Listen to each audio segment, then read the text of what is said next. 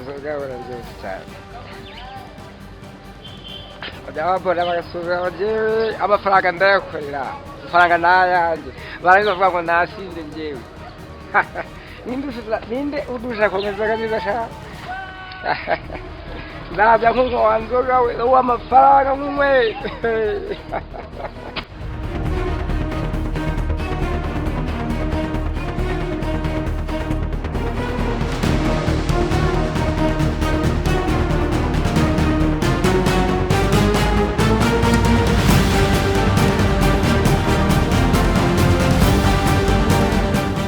wanzoga we bari nziza ariko si ubundi aka kagabo kameze ntabwo nkazi nayo ndimo n'imwe n'inzoga yanjye iyo kagira amahirwe make nkagafata nkagakaza nkagapfukamaho ariko kamaze nk'umwe wanzoga we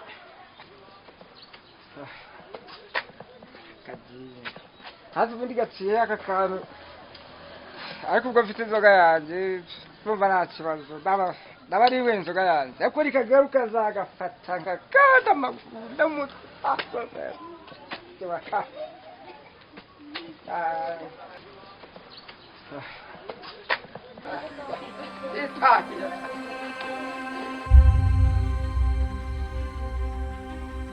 amazina yanjye nitwa Hashize iminsi rugamba.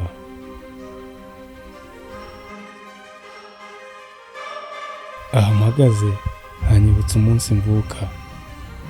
Navutse nk'abandi mvukira amezi 9 gusa sinabayeho nk'abandi kubera ko buri myaka 100 ndavuka nkagaruka mu buzima bwo babaho.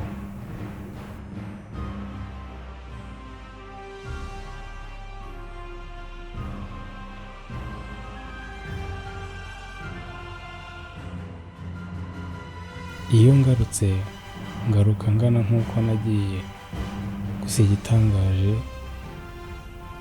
ngaruka nambaye ubusa.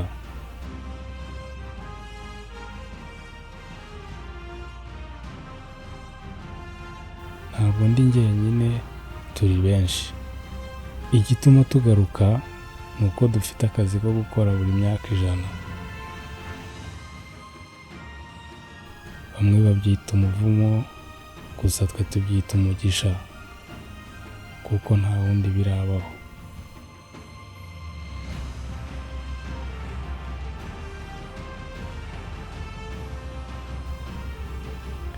Ikimbabaza ni kimwe, buri generasiyo nsanze iransuzugura abandi bakanyishisha, gusa uruhande rumwe ndabumva, ntabwo bazi abo turi bo. Gusa twe twiyita abarinzi b'igihango.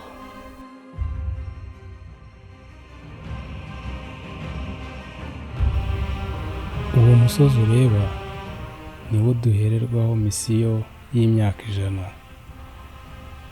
Uko ngenda musatira niko ngenda mu munyambaraga.